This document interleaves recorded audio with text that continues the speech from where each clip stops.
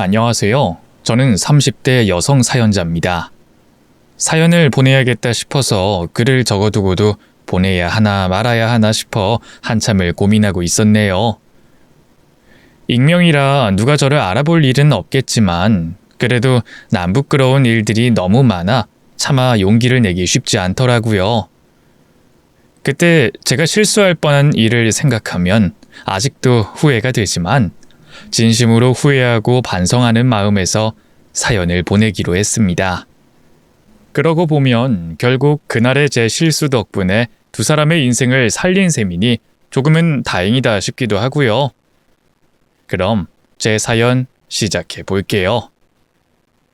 저는 아주 어릴 적 부모님을 잃고 보육원에서 자랐었어요. 엄마 없이 혼자 저를 키우시던 아버지가 저를 키울 여력이 되지 않아 보육원에 잠시 맡기셨는데 저를 다시 데리러 오겠다고 하셨던 아버지께서 몇 년 뒤에 병으로 돌아가셨거든요. 그래서 결국 저는 찾아오는 사람 하나 없는 고아가 됐습니다. 그래도 천성이 낙천적인 탓인지 많이 힘들게 자라지는 않았어요. 보육원에 친구들도 많고 선생님들도 잘해주시고 보육원에서 자랐던 그 시절은 나름 행복하기까지 했었네요. 하지만 그런 저의 행복은 보육원을 나오면서부터 끝이었습니다. 고등학교를 졸업하고 보호 종료 아동이 됐던 저는 당장 갈 곳이 없어 참 막막했었습니다. 정착금이 조금 나오긴 하지만 나가보니 그 돈으로는 월세방 보증금도 구하기 어려웠거든요. 거기다가 혼자서는 어떻게 살아야 하는지, 일자리는 어떻게 알아봐야 하는지 이제 막 성인이 됐던 저는 세상에 대해 아는 게 너무 없었습니다. 그렇다 보니 어렸을 적에는 기껏 일을 하고도 돈을 떼먹히고 사기를 당하고 그런 일들도 종종 있었어요. 그럴수록 사람 좋아하고 낙천적이었던 저도 점점 사람을 못 믿게 되고 어두워질 수밖에 없었습니다. 나중엔 세상에 믿을 사람 하나 없다 싶더라고요. 순수한 호의는 없었고 누가 쉽게 나를 좋아해 주지도 않다 보니 제 자존감은 점점 바닥을 치고 있었죠. 그렇게 제일 약하고 힘들었을 적에 남편을 만나게 됐습니다. 저는 남편이 저한테 조건 없이 잘해주는 게 너무 좋았어요. 다들 뭔가를 바라고 호의를 보이는데 남편은 그냥 제가 좋아서 잘해주는 거라고 하더라고요. 거기다가 제가 혼절순결을 지키고 싶다는 것도 기다려줬고 말이죠. 그 정도로 해주는 남자가 처음이었던 저는 남편이 너무나 고맙고 좋을 수밖에 없었습니다. 그래서 저는 그런 남편을 믿고 결혼을 약속하게 됐죠. 그런데 저희의 결혼은 시작부터 난관이었어요. 두 아들을 어렵게 키워내셨던 시어머니께서 저희 사이를 반대하셨거든요. 특히나 남편은 이남 중 장남이었는데 그런 장남이 고아 며느리를 데리고 오겠다고 하니 받아들이시기 어려우셨던 거죠. 그런 시어머니께서는 저희의 결혼을 반대하신다며 매일 저를 찾아오셨고 저는 시어머니로부터 온갖 악담을 들으며 마음고생을 할 수밖에 없었습니다. 그 정도 하면 저도 알아서 떨어져 나갔어야 하는 건데 제가 너무 순진했던 건지 그럴수록 남편을 포기하기 어렵더라고요. 고난 끝에 낙이 온다고들 하니 이렇게 해서라도 결혼을 하면 행복해지겠다 생각했는지 모르겠습니다. 그래서 저는 1년이나 시어머니를 설득해 결국 결혼을 하게 됐어요. 그렇다고 꽃길은 아니었죠. 제가 친정도 없고 뭣도 없다며 시어머니가 결혼식도 못 올리게 하셨고 시집 오면서 그 정도는 해야 하는 거라며 그동안 제가 모은 돈은 전부 시어머니 주머니로 들어가야 했거든요. 게다가 결혼 후에는 살림을 해야 한다는 이유로 일도 관두고 시댁을 오가며 살림을 배워야 했죠. 결국 저는 결혼을 하면서 남편 하나를 얻고 나머지 모든 것을 잃은 셈이었습니다. 남들이 보기에는 미련한 짓일지 모르겠지만 저는 그마저도 행복했어요. 제 모든 걸 다 주고 받고도 좋을 만큼 남편이 좋았거든요. 그래서 그때는 제가 다 잃었다고 생각한 게 아니라 다 얻었다 생각했습니다.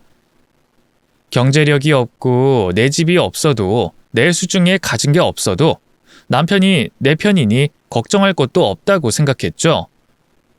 하지만 제가 기대했던 행복한 결혼 생활은 그리 오래가지 않았습니다. 물론 저도 신혼이라고 할 만한 생활이 있긴 했었어요. 신혼 초에는 시어머니 눈피에 남편이랑 틈만 나면 붙어 있었고 여보 자기하며 알콩달콩한 시간들이 있었죠. 그런데 남편이 제게 질리는 시간이 그리 길지 않더라고요. 겨우 결혼 2년 차에 남편의 애정은 사그라들고 말았습니다. 저는 여전히 남편이 좋았지만 남편은 아닌 것 같았죠. 그게 참 비참하고 속상했지만 저는 그런 마음을 어디 털어놓을 곳도 없었어요. 한풀이할 친구도 없고 눈물 보일 친정도 없고 저는 남편과 시댁 말고는 아무도 기댈 곳 없는 외딴 섬 같은 존재였습니다. 그런 와중에 원래도 저를 미워하시는 시어머니는 더욱더 저를 못살게 괴롭히셨어요. 잘해도 욕하시고 못해도 욕하시고 제가 시어머니 눈을 피할 길이 없었습니다. 그래도 시간이 지나면 익숙해지는지 그런 건 웬만하면 참아지더라고요. 어머니가 처음부터 저한테 살가웠던 것도 아니셨으니 늘 그러시는 건 매번 그러려니 할 수 있었죠. 그런데 갑자기 비교 대상이 생기니까 그게 정말 견디기 힘들었습니다. 제가 결혼하고 4년 뒤에 시동생이 결혼을 해서 동서가 들어왔거든요. 그리고 어머니는 그런 동서를 처음부터 너무나 예뻐하고 잘해주셨죠. 제가 남편이랑 결혼하겠다고 했을 때는 세상에 듣도 보도 못한 욕까지 하셨던 분이 동서는 마치 세상에서 가장 소중한 공주인 것처럼 대하셨어요. 시어머니와 시동생뿐만 아니라 심지어 저희 남편까지 동서를 귀하게 여기더라고요. 다들 저는 그 집에서 일하는 식모처럼 여기면서 말입니다. 그렇게 온 가족의 환영을 받던 동서는 저와 동갑이라는 것 말고는 모든 것이 정반대인 사람이었습니다. 동서는 돈 걱정 없는 부자 친정을 둔 부잣집 고명딸이었습니다. 위로 줄줄이 오빠의 막내로 태어나서 가족들 사랑을 듬뿍 받고 자랐다고 하더라고요. 그래서 그런지 구김 하나 없고 다정하고 뭐 하나 아쉬울 게 없어 보이는 사람이었어요. 거기다가 동갑 나이인데도 어쩜 그렇게 예쁘고 고운지 고생을 많이 해서 일찍 늙은 저보다 동생 같아 보였죠.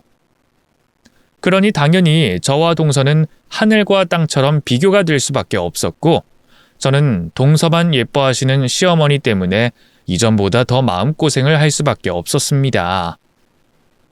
어머니가 동서를 어찌나 예뻐하시는지 저는 어머니가 그렇게 정이 많은 분인 줄 처음 알았어요.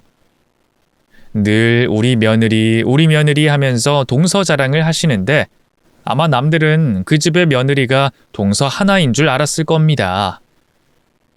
그런 동서는 시댁에서도 늘 공주 대접이었습니다. 제가 주방에서 땀 뻘뻘 흘리며 일할 동안 동서는 시어머니 손 꼭 잡고 어머니가 깎아주시는 과일 받아 먹으며 에어컨 바람을 쐬며 한가롭게 있곤 했죠. 애초에 동서는 시집 오면서 집까지 해왔으니 대우가 다를 수밖에 없다고 생각했지만 그래도 서러운 건 어쩔 수 없었습니다. 나도 친정이 있었더라면, 돈이 있었더라면 그 집에서 환영받고 사랑받을 수 있었을까 하는 생각이 동서를 볼 때마다 들더라고요. 그래서 저는 동서가 불편하고 어려웠습니다. 저도 동서 자체가 싫었던 건 아니었지만 동서와 너무나 다른 제 처지에 자꾸 작아지고 질투가 나고 문득 나와 너무 다른 동서가 밉기까지 하더라고요. 못난 마음이었지만 그 정도로 저는 동서가 부러웠고 나도 동서처럼 예쁨 받아보고 싶다 생각했었죠. 그런데 어느 날 그럴 기회가 찾아오게 됐습니다. 큰애야, 네가 날 위해서 꼭 해줘야 할 일이 있다. 예? 무슨 일인데요, 어머니? 너만 할 수 있는 일이야. 네가 이 일 해주면 내가 너를 다시 보게 될 것 같은데 꼭 해줄 수 있지? 어머니가 평소와 다르게 저를 아주 다정하게 부르시며 무언가를 시키시려는데 저는 그게 무슨 일인지 궁금하기보다 어머니가 제게 다정하신 것이 너무 좋더라고요. 어머니가 시키시는 일을 꼭 해야 할 것처럼 말이죠. 그런데 그런 어머니가 제게 시키신 일이 도저히 이해하기 어려운 일이었습니다. 무슨 일이신데요, 어머니? 제가 할 수 있는 거면 당연히 해야죠. 별건 아니고 네가 둘째네 집에 가서 뭘 좀 들고 오면 돼. 근데 왜 동서를 안 시키시고요? 그럼 제가 반찬 가져다 주면서 받아올까요? 아니, 몰래 해야 하는 일이야. 걔네 집에 다이아 세트가 하나 있는데 그거 들고 오면 되는 거다. 둘째한테 안 들키게 몰래. 어머니가 시키신 일은 다름 아닌 도둑질이었습니다. 어머니, 지금 저더러 동선에 가서 물건을 훔쳐오라고요? 아, 그래. 걔가 다음 주에 해외여행 가거든. 그때 집 비어있을 때 몰래 다녀와라. 네 동서랑 시동생한테 걸리지 말고. 어머니, 제가 그런 일을 어떻게 해요? 대체 왜 그러시는 거예요? 이유라도 말씀해 주세요. 이유 알면 네가 훔치기 더 쉽냐? 얘는 아까부터 시킨 일은 안 하고 왜 자꾸 헛소리를 하고 있어? 야, 내가 훔쳐오라면 그냥 훔쳐오는 거지 뭐가 그렇게 말이 많어? 이게 좋게 좋게 얘기하니까 말귀를 못 알아듣네. 너 이건 내가 명령하는 거야. 그러니까 군말하지 말고 시키는 대로 해. 알겠어? 이유도 말씀 안 해주시고 막무가내로 그런 일을 시키시는데 저는 시어머니가 무서워서 더 말을 할 수도 없었습니다. 결국 저는 시어머니가 시키시는 대로 해야 하는 수밖에 없었어요.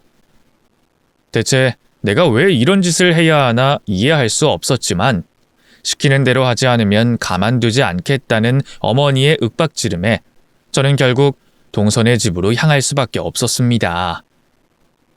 가끔 시어머니 심부름으로 반찬 가져다 주러 가던 집이었지만 빈집을 가는 건 처음이었어요. 도둑질을 하려고 남의 집을 들어가려니 현관 손잡이를 잡는 것부터 손이 떨려 못하겠더라고요. 하지만 시어머니가 더 무서웠던 저는 어머니가 알려주신 대로 비밀번호를 누르고 조심스럽게 안으로 들어갔습니다. 그리고 어머니가 말씀하신 대로 폐물이 있다는 안방을 뒤지기 시작했죠. 그런데 그때 밖에서 무슨 소리가 들리는 것 같았습니다. 남의 집에서 도둑질을 하던 중 밖에서 갑자기 인기척이 느껴지니 제가 도둑 입장인데도 깜짝 놀라 심장이 떨어지는 것만 같았어요. 어머니가 동서는 분명 해외에 있다고 하셨으니 거리적으로나 시간적으로나 지금 집에 올 수 없을 텐데 이 시간에 이 집에 누가 또 올 수 있을까 싶더라고요. 서방님도 회사에 있을 시간이었고 말입니다. 저도 정말 들키지 않으려고 애를 썼고 확인하고 또 확인했는데 어떻게 이런 일이 있을까 싶었어요.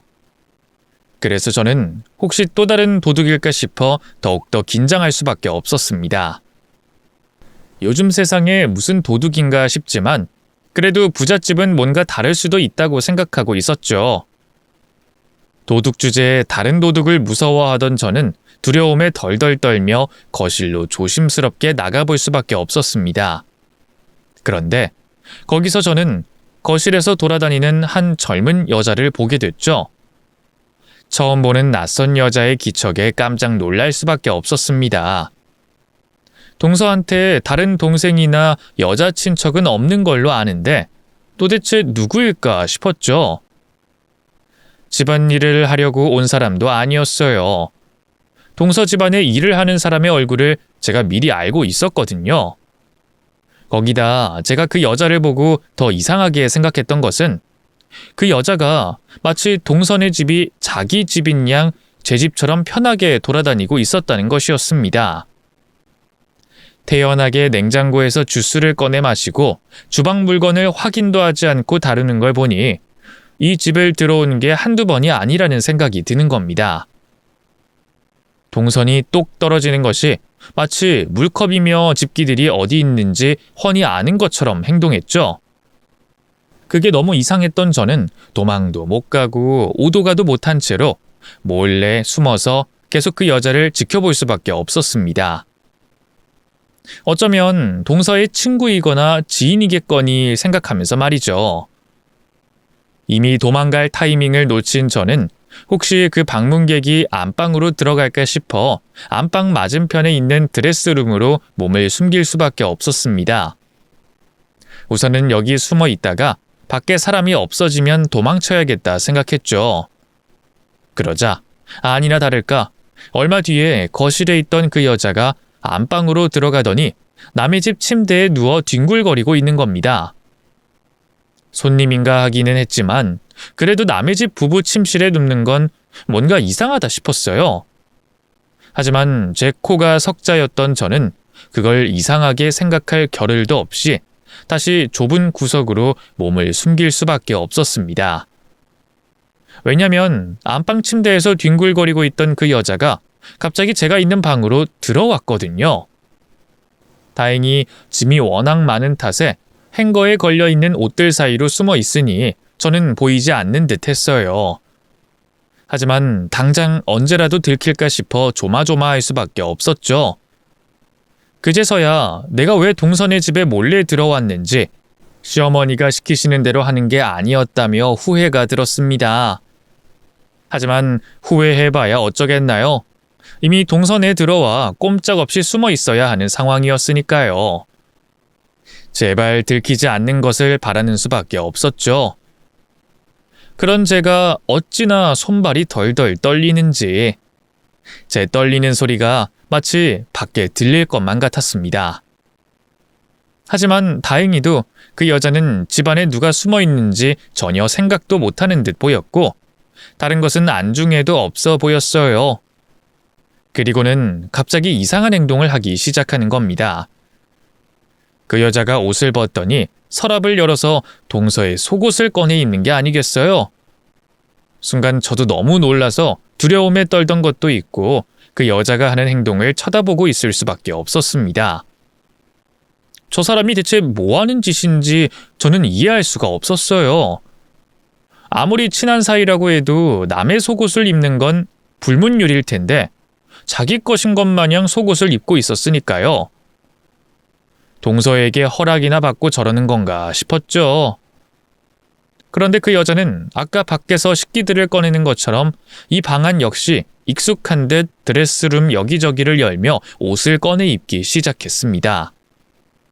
원피스에 구두에 동서가 얼마 전에 샀다고 했던 비싼 가방까지 걸치며 마치 패션쇼를 하는 것처럼 행동하더라고요. 그쯤 되니 그 여자의 행동이 뭔가 이상하다 싶었지만 저는 숨죽인 채 있을 수밖에 없었어요. 그리고 그렇게 한바탕 패션쇼를 하던 여자는 누군가의 전화를 한 통 받고는 입었던 옷을 다시 제자리에 찾아 걸어놓기 시작했습니다. 그럼 이제 곧 나가려고 하나 보다 싶었는데 그 여자가 동서의 속옷을 입은 채로 다시 옷을 입진 않더라고요. 나가려는 게 아니었던 건지 여잔 속옷 차림으로 거울을 보고 있었죠. 언제 나가려나 싶었던 저는 저려오는 다리를 두들기며 옷들 속에 계속 참을 수밖에 없었습니다. 그런데 잠시 뒤 밖에서 누군가 또 들어오는 소리가 들리는 거였어요. 나왔어! 이번에는 분명히 남자 소리였습니다. 그리고 그 소리에 그 여자는 속옷 차림 그대로 밖으로 나가버렸죠. 대체 남의 집에서 저꼴로 누구를 마중 가는 건가 싶었던 저는 살짝 열린 방문 틈 밖을 살피기 시작했습니다. 이제 저쪽은 두 사람이니 제가 불리한 상황이었는데도 좀처럼 무슨 상황인지 알아차릴 수 없는 이 상황에 대한 호기심 때문인지 찝찝함 때문인지 밖을 살펴야 할 수밖에 없겠더라고요. 그런데 저는 그만 그곳에서 생각지도 못한 광경을 마주하게 됐습니다. 속옷 차림으로 달려나간 여자가 웬 남자에게 안기며 아양을 떨어대는데 그 남자가 다름 아닌 제 시동생이더라고요. 자기야, 왜 이렇게 늦게 왔어? 나 너무 기다렸잖아. 많이 심심했어? 급하게 나오려는데 자꾸 일이 생겨서. 미안해. 서로를 자기라고 부르며 그 여자의 헐벗은 몸도 아무렇지 않아 하는 시동생을 보며 저는 깜짝 놀랄 수밖에 없었어요.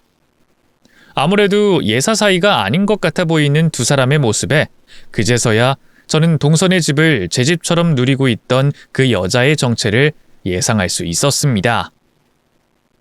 서방님에게 상간녀가 있었다니.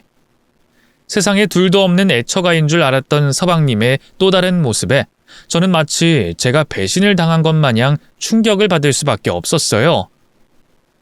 그동안 시댁이며 저희 앞에서는 동서 없으면 안 되는 사람처럼 절절한 사랑을 보여주더니 동서가 집에 없는 사이에 애인을 불러들여 노닥거리는 저 남자가 정말 시동생인 건가 믿기도 어렵더라고요. 만약 김씨 집안에 누군가가 바람을 피웠다면 우리 남편일 거라 생각했는데 설마 서방님에게 내연녀가 있을 줄이야 놀랠 놀자였죠. 저는 상상도 못했던 광경에 얼이 빠질 수밖에 없었습니다. 그런데 더 기가 막힌 건 불륜을 저지르고 있는 그 두 사람의 행동이었어요. 와이프 명의로 되어 있는 집에 애인을 데려오는 시동생도 대단하다 싶은데 남의 집에 남의 남자까지 뺏은 그 여자는 뻔뻔함이 이루 말할 수가 없더라고요. 근데 자기 와이프 생긴 거랑 다르게 속옷 취향이 화려하다? 새로 샀길래 입어봤는데 그 여자가 입기에는 너무 야하지 않아? 아니면 이거 자기 취향인가? 글쎄, 그거 입은 건 한 번도 본 적 없긴 한데 아마 나 때문에 사긴 했을 거야. 요즘 우리 부부관계가 좀 소원하잖아. 그래서 그런지 안 하던 짓을 자꾸 하더라고. 어쩐지 왜 남의 속옷을 함부로 입어보나 했더니 양심의 털난 년이라 일부러 그랬던 모양입니다. 본처 질투하는 상간녀들이 그렇게 많다고 그러던데 아무래도 남편이랑 같이 사는 본처에게 셈이 나서 속옷이라도 훔쳐 입고 싶었던 모양이에요. 그런데 그 여자가 거기다 대고 동서를 자기 남편 꼬시지 못해 안달난 사람처럼 말을 하는 겁니다. 웃겨 정말. 자기가 이런 거 입으면 남편이 안달날 줄 알고 그러나? 아무튼 그 여자한테는 안 어울리는 것 같길래 내가 입어줬지. 어때? 어떻긴 뭘 어때? 죽여주지. 역시 와이프보다는 어리고 예쁜 너한테 더 잘 어울린다. 예뻐 죽겠어 아주. 둘이서 그런 식으로 동서를 비웃고 기만하고 있는 모습을 보니 내일도 아닌데 제가 다 속이 상하더라고요. 어찌나 화가 나서 못 참겠는지 순간적으로 당장 달려나가서 그 두 사람의 머리채라도 잡고 싶은 심정이었어요. 그럼 자기 와이프 언제 오는 거야? 나 여기 며칠 있어도 돼? 아니 당연하지. 여기서 지내라고 부른 건데 한 일주일은 있어도 될걸? 장모님 모시고 같이 여행 갔으니까 아마 보름 안에는 안 돌아올 거야. 그렇게 오래? 그 여자는 참 팔자도 좋다. 일도 안 하면서 때마다 놀러나 다니고 진짜 부모 잘 만난 덕에 제주 넘게 무슨 호강이야? 그치? 부럽긴 부럽지. 근데 너는 부러워할 것 없어. 그 여자가 못 가진 걸 가졌잖아. 그게 뭔데? 뭐긴 뭐야. 내 사랑이지. 아이 진짜 그게 뭐야? 결혼했으니 그 여자 돈이 내 돈인 거고 너는 그런 내 사랑까지 다 가졌는데 네가 와이프 부러워할 일이 뭐가 있어. 그래도 아직은 오빠가 완전히 내 게 아니잖아. 나는 대체 언제까지 이렇게 몰래 집을 다녀야 하는 거야? 남의 거 뺏는 기분 싫단 말이야. 오빠 진짜 이 여자랑 계속 살 거야? 아이 그래도 아직은 살아야지. 최소 3년은 같이 살아야 재산 분할할 수 있다고 했잖아. 그럼 이 돈을 그냥 날려? 그건 아니지만 그럼 나는 언제까지 이렇게 숨어서 오빠 만나야 해? 나도 밖에서 데이트도 하고 자랑도 하고 싶단 말이야.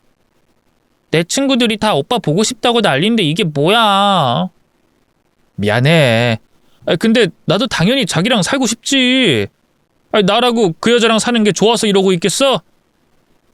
처음에야 돈도 많고 이쁘니까 좋았지. 결혼하고 보니 별로야. 여잔데 살랑살랑 안기는 맛도 없고. 내가 와이프 눈치를 얼마나 보는 줄 알아? 깐깐하고 콧대 높은 그 여자 비위 맞추기 얼마나 어려운데. 그래도 그렇게 해야 우리가 나중에 행복해지지. 이런 집이라도 받아 나오려면 그때까진 참아야 돼. 듣자 하니 정말 못 들어주겠다 싶은 대화를 이어가던 두 사람은 이혼에 관한 이야기까지 하고 있었습니다.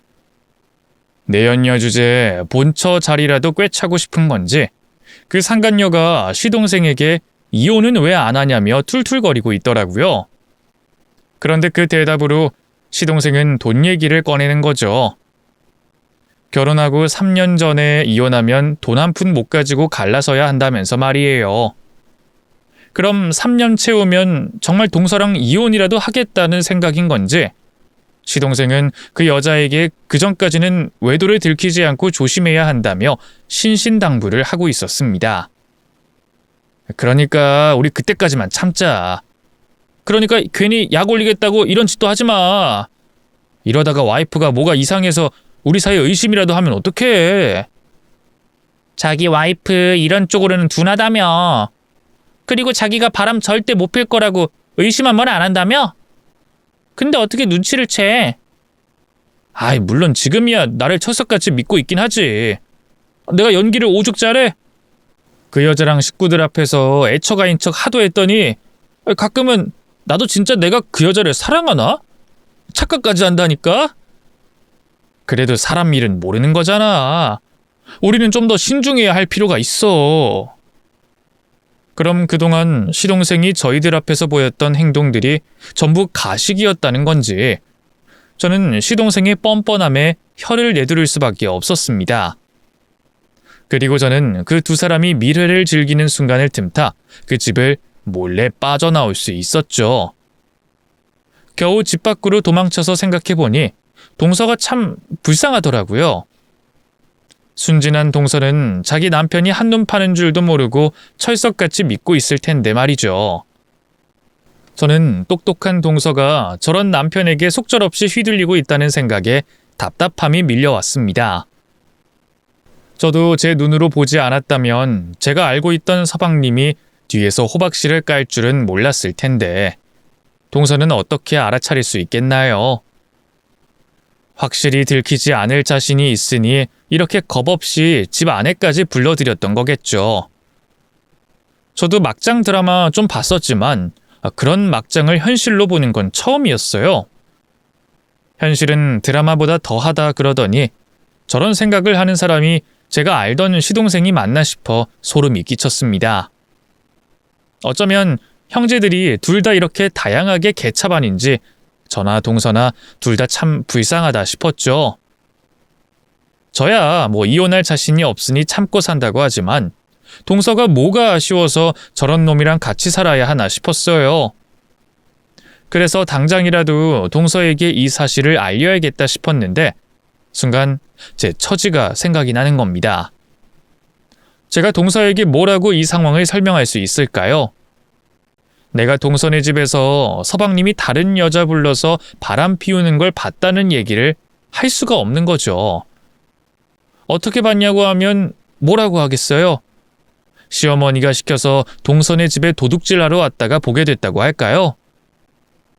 시동생이나 상간녀도 뻔뻔한 거지만 동서네 집에 몰래 기어들어간 저 역시 남을 탓할 자격이 없는 사람이었습니다. 그래서 저는 제 죄가 드러날까 싶어 동서에게 말을 할 수가 없었습니다. 하지만 이 어마어마한 사실을 모른 척하고 있으려니 그것도 정말 양심의 털난 행동이었죠. 내 죄가 있어서 남의 죄를 덮는 게 맞는 건지 동서가 계속 모르게 둬도 되는 건지 저는 몇 날 며칠을 그 고민에 시달릴 수밖에 없었습니다. 그 바람에 악몽까지 꾸고 스트레스로 위장병까지 도지더라고요. 바람을 핀 건 그 년놈인데 왜 내가 대신 고통받아야 하는 건지. 저도 어디 남한테 말도 못하고 미칠 것 같은 지경에 다다른 겁니다. 거기다 저에게는 또 하나의 고민이 더 있었죠.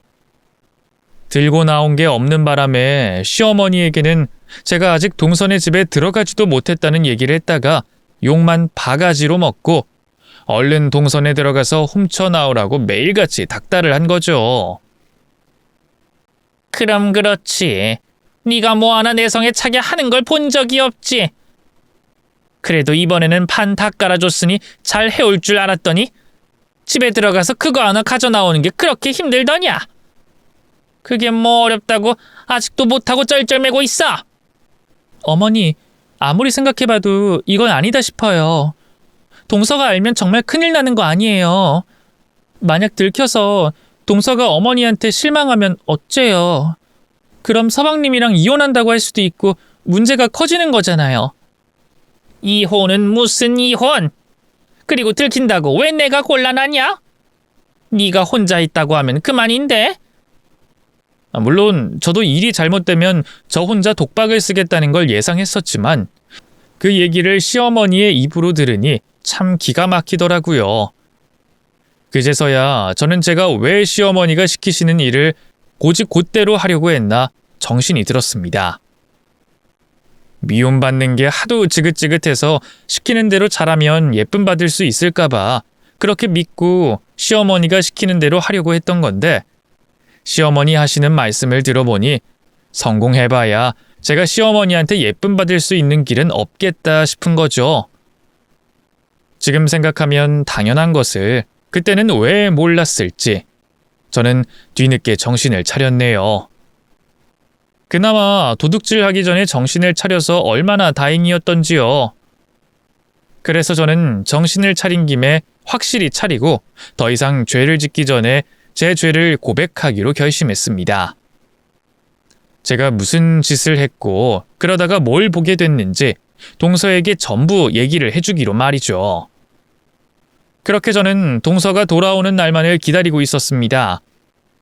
그 사이 시어머니가 저를 몇 번이나 닥달하며 끊임없이 전화를 했지만 저는 아프다고 알아 누웠다고 거짓말하면서 연락을 받지 않았어요. 그러자 시모는 아픈 사람더러 쌍욕을 그렇게 하는데 조금 남아있던 정남이까지 떨어지더라고요. 그러거나 말거나 시모를 무시했던 저는 동서를 기다렸고 그렇게 동서가 귀국하던 날 저는 동서를 만나러 찾아가게 됐습니다. 귀국하자마자 제가 만나자고 하니 동서도 어리둥절한 눈치였어요. 동서, 오늘 귀국했지? 내가 집으로 갈 테니까 나 좀 만날까? 예? 오늘요? 근데 제가 비행기를 오래 타서 좀 피곤해서 그런데 다른 날은 안 될까요? 나도 그러고 싶은데 동서한테 꼭 할 얘기가 있어서 억지 부려서 미안한데 나는 오늘 동서 만나서 꼭 해야 하는 얘기가 있어. 어떻게 안 될까? 무슨 일이시길래? 알았어요, 형님. 형님이 그러시는데 만나야죠. 집으로 오세요, 그럼. 평소 제가 동서한테 그런 적이 없어서 그런지 동서도 제가 무슨 일이 있긴 있나 싶었던 모양입니다. 그래서 다행히 하루빨리 동서를 만날 수 있었던 저는 곧장 동서내로 달려가 동서 앞에 무릎을 꿇었어요. 동서, 정말 미안해. 내가 동서한테 정말 큰 잘못을 저질렀어.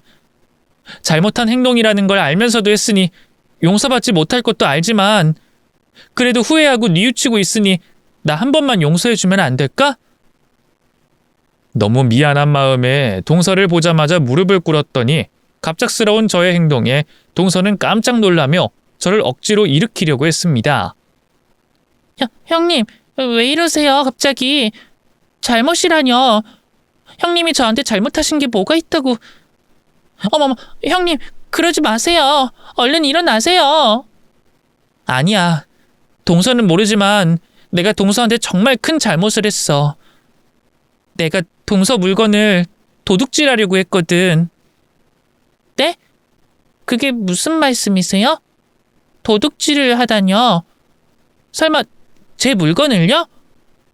그래, 어머니가 강제로 나보고 하라고 시켜서 나 동서네 집 몰래 들어와서 팸을 훔쳐가려고 그랬어. 물론 정신 차리고 안 했지만 마음먹은 자체로 잘못이지. 동서가 나 다시는 안 보겠다고 해도 할 말 없는데 그 전에 내가 내 죄를 밝히고 동서한테 해줄 이야기가 있어서 온 거야. 저는 그간 시어머니와 있었던 일을 동서에게 찬찬히 다 설명했습니다. 시모가 동서가 여행 가는 틈을 타서 저한테 그런 일을 시켰다는 걸 알게 된 동서는 믿기 어려운지 몇 번을 확인하더라고요. 형님, 그 말 정말이에요? 어머니가 진짜 그러셨다고요? 그래, 핑계 같을지 모르겠지만 나는 어머니가 시키셔서 어쩔 수 없이 했던 거야. 근데 동서도 나 알잖아. 내가 아무리 생각 없어도 주제넘게 보석 같은 거 탐낼 사람은 아니잖아. 근데 어머니가 대체 왜요? 차라리 저한테 말씀하시면 될 걸 뭐하러 그런 거 가져오라고 시키셔요? 그건 나도 모르겠어. 어머니야 나한테 시키시기만 하지 제대로 설명도 안 해주시고 그냥 꼭 가져오라고 그 말씀만 계속 하시더라고. 근데 또 모르지. 그 일을 시작으로 계속 시키려고 하셨을 수도 있고. 근데 동서, 그것보다 더 중요한 게 따로 있어. 사실 내가 그 얘기를 하려고 온 거거든?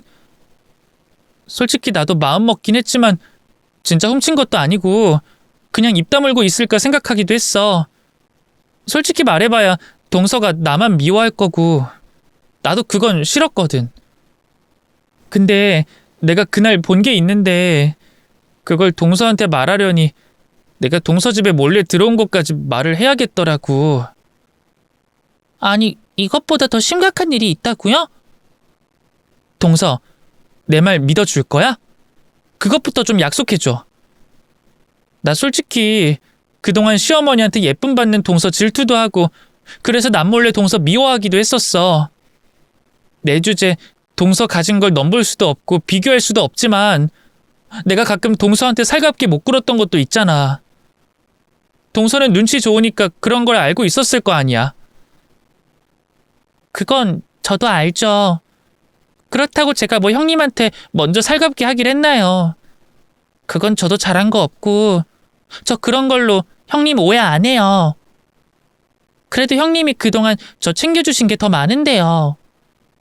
내가 뭘 챙겨줬다고 그래. 그런 게 어딨다고. 저도 다 알죠. 시댁 가면 형님이 일 전부 다 하시고 저 앉아있으라고 하시고 저도 그럴 때마다 죄송하기도 하고 그랬어요. 근데 괜히 어머니 손 뿌리치고 갔다가 형님 욕만 더 하실까봐 참았던 거죠. 근데 저도 그동안 어머니가 저희 차별하는 거 내내 불편했어요. 제가 뭐라고 형님이랑 비교를 하실까 이해도 안 됐고요. 그거야 동서는 모난 것 없이 잘났으니까 예쁨 받는 게 당연하지. 그리고 그냥 집안일이야 원래 내가 하는 거고 동서는 고생 한번 안 해봤으니까 무슨 일을 시키겠어. 어쩌다 보니 심각한 얘기를 하기 전에 소소한 이야기들을 하게 됐네요. 그동안 동서랑 큰 문제 없이 지냈다고 생각하긴 했지만 저는 내심 동서를 질투했었고 동서가 저를 편하게 생각하지 못한다는 것도 느끼고 있었습니다.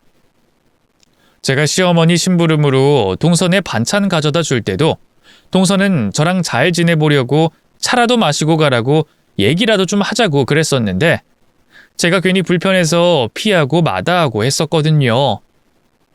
그때는 좋은 집에 사람 부리며 느긋한 동서랑 집에서 살림하며 반찬 배달이나 다니는 제 처지가 너무 비교돼서요. 어쩌면 내가 동서 부러워하고 질투해서 시어머니가 시키시는 일도 하려고 했던 건지 모르겠어. 어머니가 시키시는 일 하면 나도 이쁨 받을 수 있지 않을까 싶었거든. 애도 못 낳고 뭐 하나 예쁨 받을 구석 없는 며느리가 시어머니 사랑 받을 수 있는 일이 뭐가 있겠나 싶어서. 그동안 어머니가 동서는 예뻐한다고 생각했는데 동서한테 그런 짓 하라고 시키는 걸 보면 그것도 아닌 것 같고 이렇게는 결국 동서랑 나만 피해자 되겠다 싶더라고. 형님이 그렇게 생각해 주셔서 정말 다행이네요. 솔직히 형님이 도둑질이라니 좀 안 어울리긴 해요. 형님 아마 폐물 가져가셨으면 저한테 금방 들키셨을걸요? 아니, 불안해서 잠이나 주무셨겠어요? 형님 거짓말하면 얼굴에 다 티나시잖아요. 내가? 그 정도는 아닌 것 같은데. 아니에요. 형님 거짓말 진짜 못하시잖아요. 제가 그래서 형님 좋아하는 건데요. 우리가 아무리 불편하고 어색한 사이라 했어도 솔직히 그 집 식구들 중에 제일 솔직한 건 형님일 거예요. 그래서 저 형님이 하시는 말 다 믿어요. 그러니까 저한테 무슨 말씀하시든 믿을게요. 솔직히 저도 불안하긴 했었어요. 동서를 위해서 진실을 밝혀야 되겠다고 다짐했으면서도 증거도 없는 내 말을 동서가 믿어줄까 걱정이었거든요. 그냥 평범한 동서지간일 뿐이지 속내 한번 털어놔 본 적 없는 사이였으니 제 말을 쉽게 못 믿을 거라 생각했습니다. 게다가 그동안 온 식구들이 속을 만큼 연기를 잘하고 치밀했던 시동생을 동서가 의심이나 할 수 있을까 싶었죠. 그런데 제가 거짓말 못하는 걸 알고 있으니 무슨 말을 해도 저를 믿어주겠다는 동서의 말에 저도 용기가 났습니다. 그래서 저는 최대한 자세하고 솔직하게 그날의 일을 설명했어요.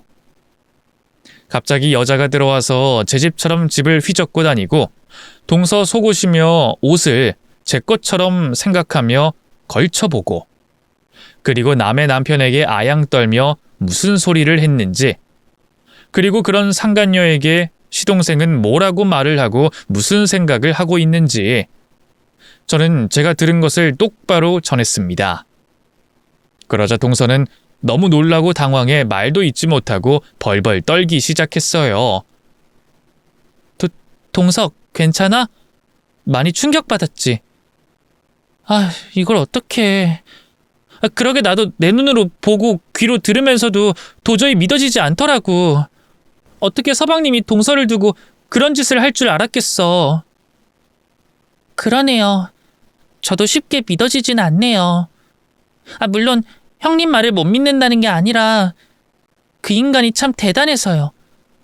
어떻게 여태 나를 까맣게 속일 수가 있는 건지 워낙 철두철미했었다 싶어서 어이가 없네요. 동서도 전혀 눈치 못 채고 있었지. 감히 내 집에서 그 짓거리 했다니 제가 등잔 밑이 어두웠네요. 솔직히 저는 제가 눈치가 빠르다 생각했거든요. 근데 이렇게 뒤통수를 맞을 줄은 몰랐어요. 진짜 억울하고 분하고 말도 안 나오네요. 나도 동서가 모르고 당하기 전에 알아야겠다 싶어서 말한 거야. 그러게요.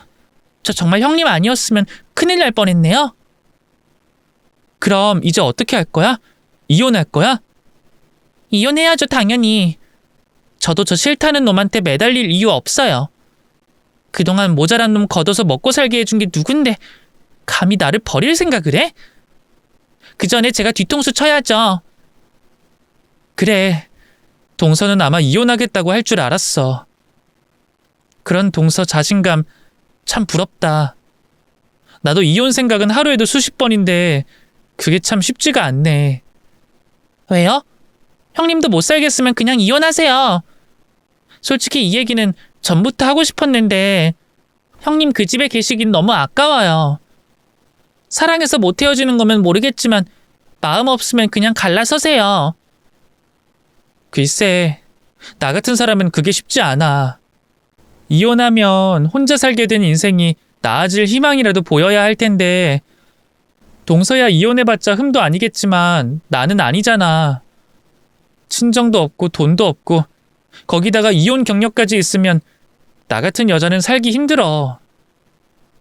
막상 나가서 혼자 살 자신도 없고. 그래서 나는 그냥 참고 살지만 동선 다르잖아. 동서랑 이제 가족도 못하게 된 건 좀 아쉽긴 한데 그래도 살 사람은 살아야지. 동서 이혼할 때 내 도움 필요하면 어떻게든 도와줄 테니까 그런 놈이랑 꼭 이혼해.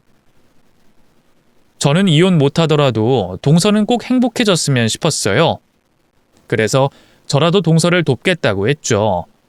그런데 동서가 그런 제 손을 덥석 잡더니 저한테 물어보더라고요. 형님, 솔직하게 말해보세요. 여건만 되면 이혼하고 싶은 생각 있으세요? 그거야 뭐 나도 동서처럼 든든한 친정이 있고 아니면 돈이라도 좀 있으면 이혼하고 싶다는 생각을 해보긴 했었지. 최소한으로 대학 졸업장만 있었더라도 뭘 해볼 생각했을 텐데. 사실 나도 일자리 알아보고 그랬었거든? 근데 나처럼 나이 있고 경력 없는 사람은 어디 일자리 구하기도 쉽지 않더라고. 아니면 평생 알바 같은 거만 해야 하는데 그렇게 불안하게 살 수는 없잖아. 그러자 동서는 제 말에 곰곰이 고민을 하더니 제게 제안을 했습니다. 형님이 저 도와주시겠다고 하니 저도 형님 도와드려야죠. 제가 형님 자립하실 수 있게 도울게요. 그리고 이혼도 도와드릴게요. 그럼 형님도 저랑 같이 탈출하실래요? 뭐? 그게 무슨 말이야? 나를 돕겠다니. 동서가 나를 왜? 왜긴요. 형님도 저를 도와주셨는데 제가 형님 도와드리는 게 당연한 거죠. 형님은 제 은인이세요. 그러니까 저도 형님한테 은인이 되어드릴게요. 이혼 소송 도와드리고 이혼한 뒤에 무슨 일 하고 싶으시던지 제가 투자할게요. 뭐? 아니 내가 뭘 할 줄 안다고. 동서가 아무리 돈이 많다 그래도 이건 아니야. 이건 제가 빚 갚으려고 하는 거니까 부담 갖지 마세요. 어떻게든 저를 돕겠다는 동서의 말에 솔직히 솔깃하긴 했습니다. 동서 능력이라면 나 같은 사람 하나 구제하는 건 일도 아닐지 모르죠. 하지만 제가 동서한테 뭘 잘했다고 그런 도움을 받을까 싶더라고요.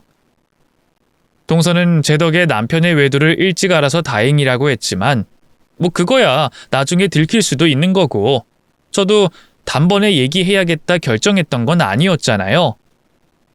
잠시라도 내 안위를 위해서 말할까 말까 고민했던 저로서는 동서에게 그런 도움을 받는다는 게 부담스럽고 죄스러웠습니다. 그래서 자꾸 마다했지만 동서는 정말 확고해 보였어요. 결국 저는 동서의 끈질긴 설득으로 마음을 다잡았습니다. 동서 말대로 동서 도움받아서 이혼을 하기로 말이죠.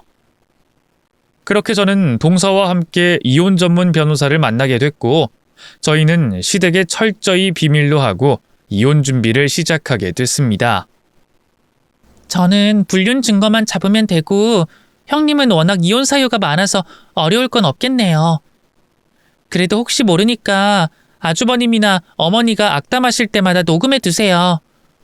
웬만하면 증거는 많을수록 좋다고 그러더라고요. 그래 알겠어. 한번 해볼게.